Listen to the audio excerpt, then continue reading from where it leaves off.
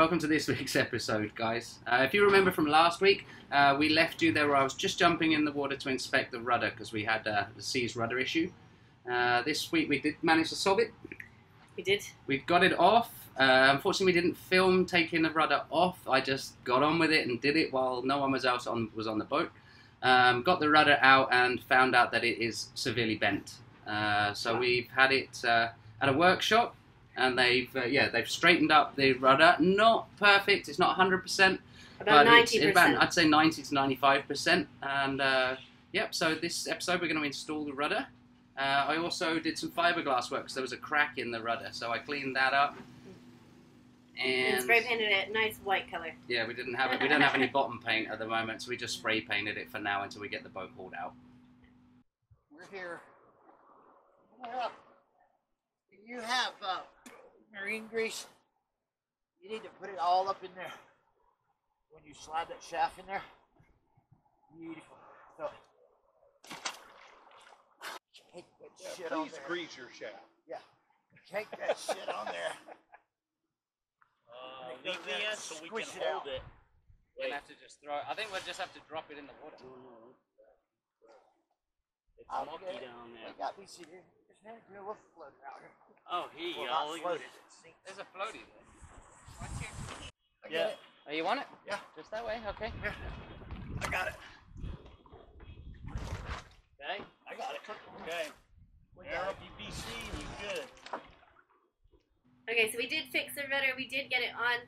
So now we're going to take the boat out for a bit of a sea trial and make sure everything works with the autopilot and the engines and that kind of stuff. We also did a little bit of work on the throttles. Yeah, we so adjusted they match. one of the throttles on the last sea trial.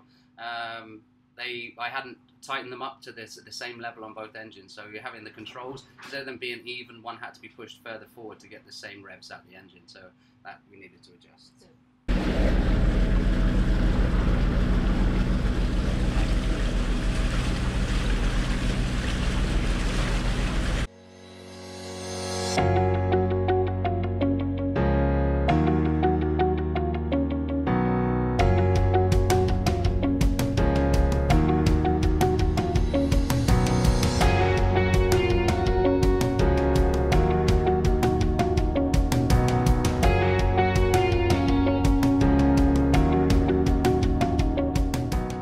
We had a very successful sea trial. Nothing went seriously wrong while we were out there, which is fantastic.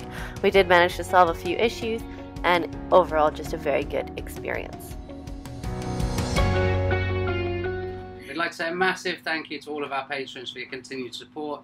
It all definitely helps, especially in these hard times where we're trying to get back home to Cayman to start working again.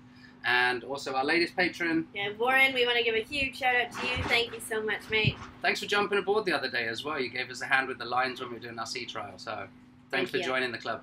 We're not sinking anymore. What do you mean? I might have made a little mistake today. I took off the raw water pump and I rebuilt it. But I should have, the hose that connects to it, I should have clamped it a little bit higher up. I should have put I took the hose off of the raw water pump today, and obviously I should have kept that above the water line because I hadn't turned off the tap for it, but that's because it doesn't turn off, it's seized. And there wasn't any water coming out of it earlier, and when we've walked away from the boat, the hose has dropped slightly and it has flooded our engine room. So we came back this evening to find our boat water line was quite the same as when we left it. But I'm now putting back on the raw water pump that I rebuilt this morning. So one less job for tomorrow. We've washed the engine. So what should you do in this situation? This is probably a good point. So what's happened? Salt water on the engine. Not good. Most things, to be honest, are above the water line, but there still was salt water in the engine room quite high up. So we've pumped it out. We've got the bilge pumps running. Another rookie mistake there. The bilge pumps, they weren't wired correctly, or there was a bad connection. I'm not sure if it's my fault or I'm going to blame someone else just yet. But anyway, bilge pump wasn't working, so the pump wasn't pumping the water. And now what we need to do, or what we have just done, is pump out the salt water, rinse down everything with fresh water, and spray everything with WD-40.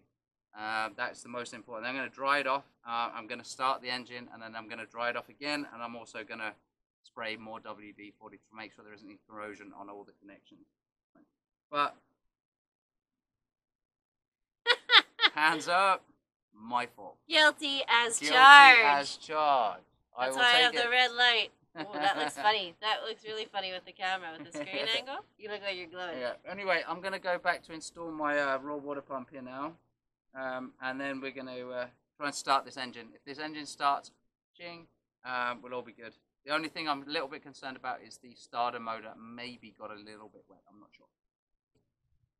I also got this hose out. This is our emergency bilge pump. So I got this out and I was pumping and pumping. It's not fantastic. It doesn't really, it doesn't pump very quickly and it's very exhausting. But now I'm rinsing it down because it got oily in the process. So I'm washing it before we then put that away for now. The starboard engine started perfectly after the small incident we had last night. We have then moved the boat over to the fuel dock this morning, filling up on fuel. We're now one step closer to leaving Puerto Rico. On Tuesday, things kind of took a turn for the worse. So our filming has kind of taken a back seat this week. Tuesday afternoon, a plane crashed into the anchorage that's located just out front of the marina where we are staying. It hit one of our friend's boats, the mast, as it then entered and then it fell and hit into the water. Davy went out with a friend in their dinghy, realizing that the plane was nearly on the bottom, or was on the bottom. Came very quickly back to our boat, got his scuba gear so that he could jump in the water and see if he could assist. There was one survivor on the surface, and he told them that there was 2 people in the plane. So Davy was the first in the water. The visibility was absolutely terrible, so it made it very difficult to locate the plane itself. Unfortunately, there's not any good news. Police services did rescue 2 bodies out of the water after the fact. So this has been a bit of a sad week. Everyone on the dock has a bit of shock happening, and it's a bit of a stressful week.